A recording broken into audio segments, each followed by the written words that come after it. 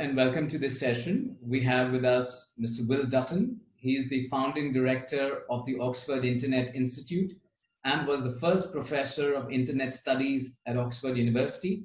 He's an Oxford Martin Fellow. Will, welcome to the session. Thank you, Kumar. Delighted to be here. Will, you've done a tremendous amount of work on the concept of the fifth estate. Tell us about it and how does it find increasing relevance in the post-pandemic world?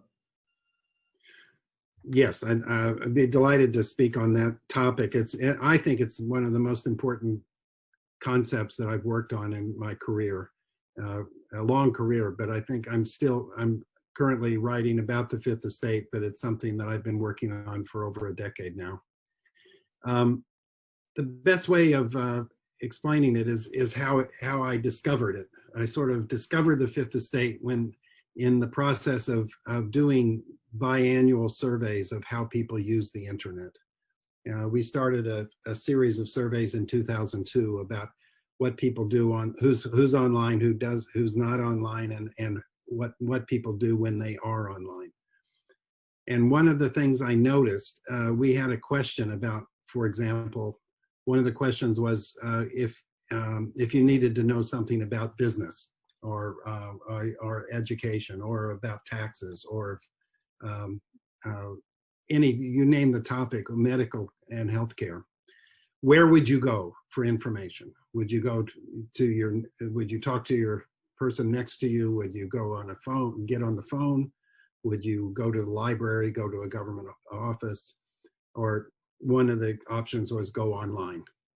And when we started asking that in, I think, 2003, 2005, we almost didn't ask it at that time because we didn't think that many people would go to the internet the first place they would go.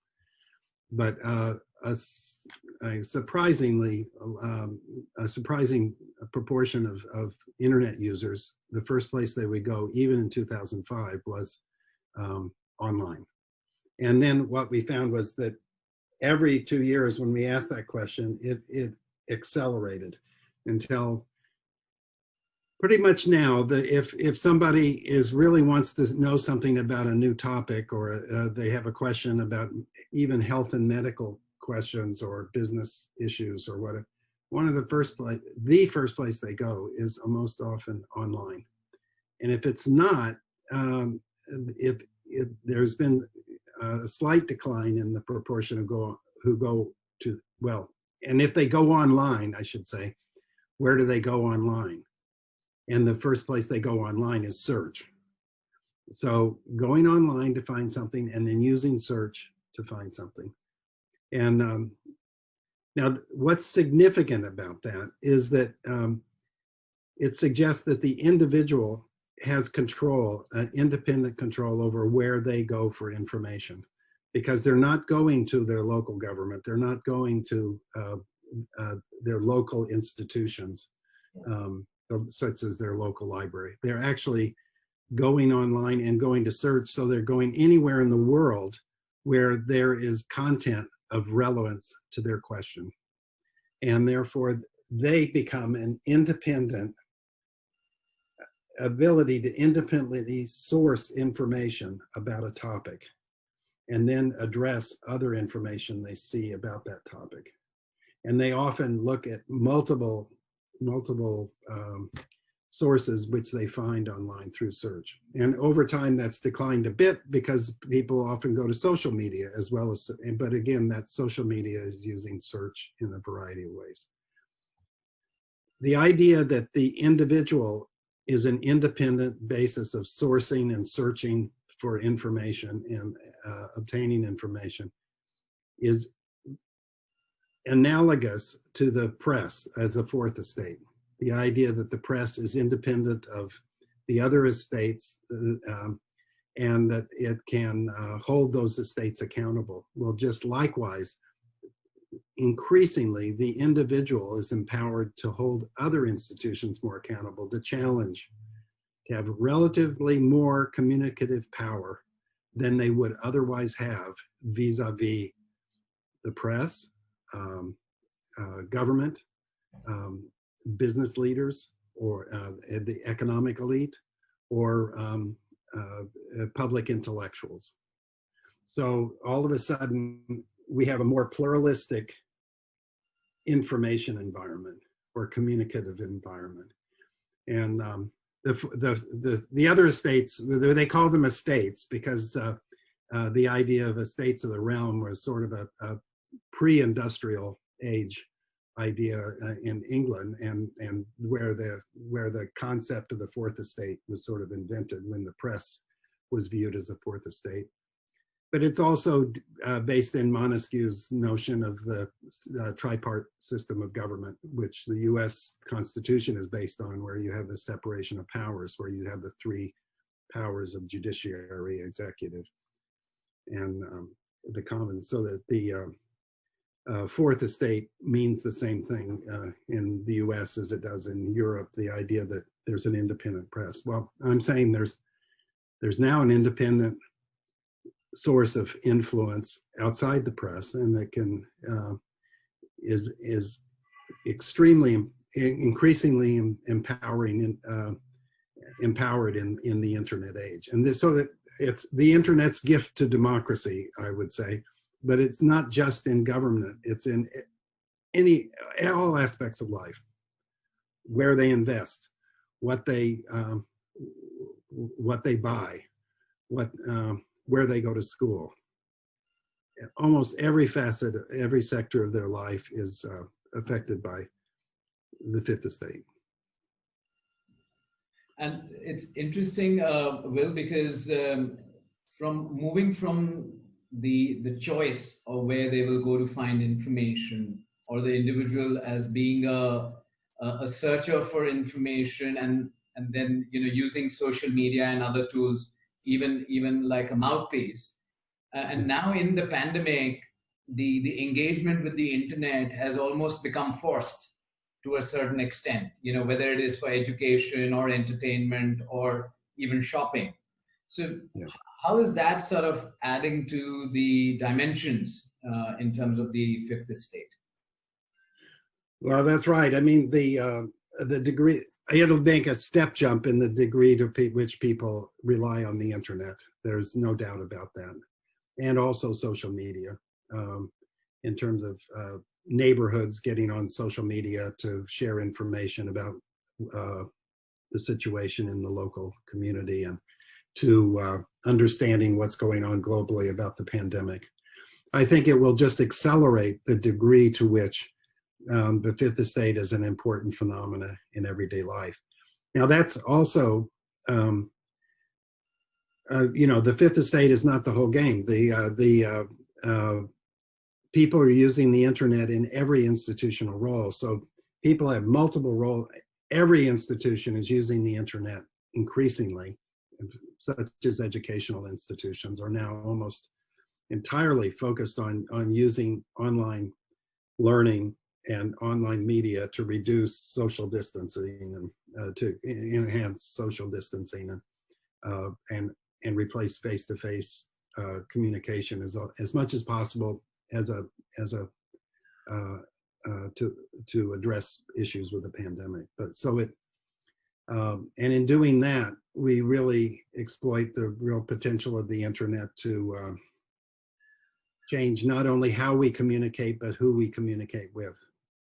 So as you can see, because you're using the internet to assemble speakers at your conference, you can choose anyone in the world. And so you can it'll not only change who the attendees at the conference, how they communicate with each other, but whom they hear from.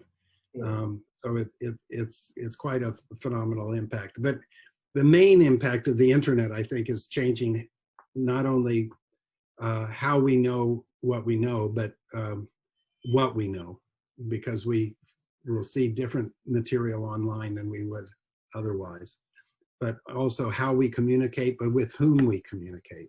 And that's what I call it's reconfiguring access to information. And it also not only changes how we get services like ordering food or books online, but from whom we get those services. So the online environment is reconfiguring access to just about everything. That doesn't mean it's always the best, and I just want to underscore that. I think the online media give you a complement to all face-to-face communication and other forms of communication, but I still think because you can do almost anything online, the key decision individuals need to make is where they need to be physically to maximize face-to-face communication. With whom do they need to have the best face-to-face communication? And that determines their geography. And their geography is the most critical issue for individuals when they have flexibility.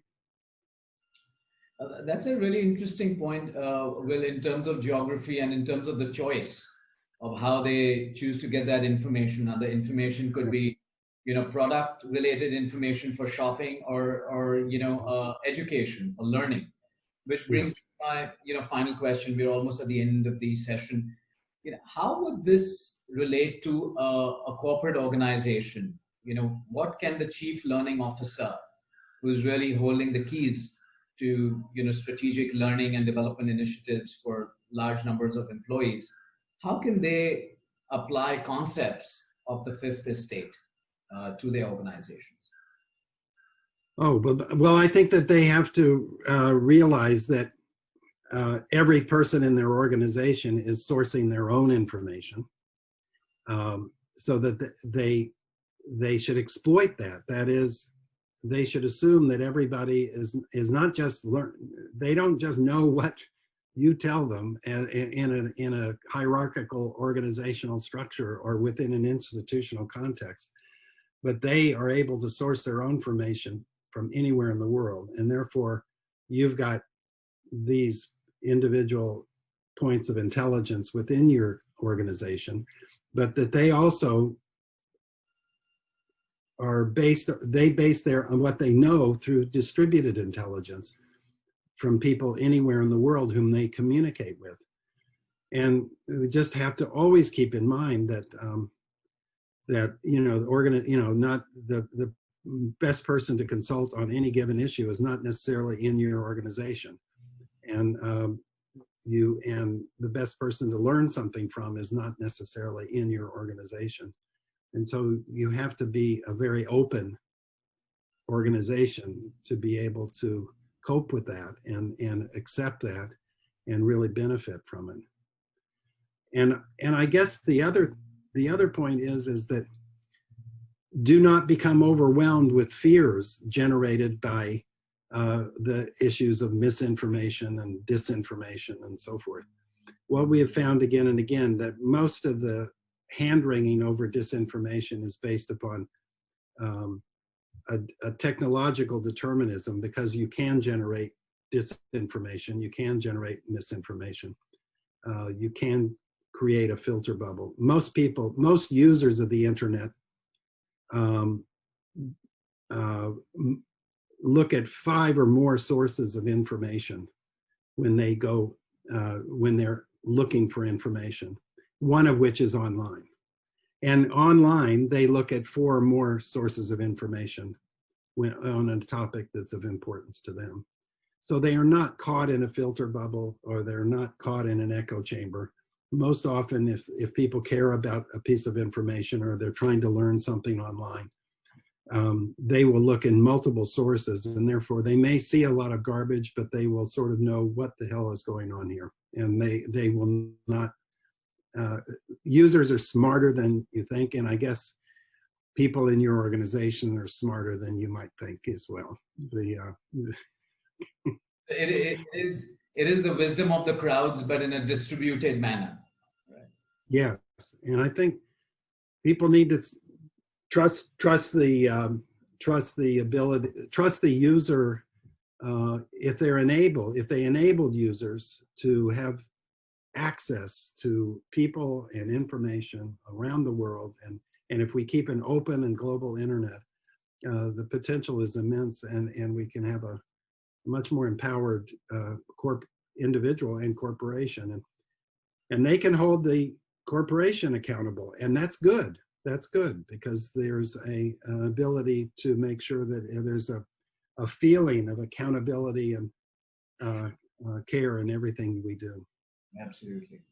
No, it's been great discussing this with you, Will, and it's a great concept to sort of capture how the internet is pervading our lives, and how we can interact with it better, and how we can think about organizations or economies around the internet. Thank you so much for spending time with us. It's been a pleasure. You're welcome. Enjoy your conference. Bye-bye. Bye-bye.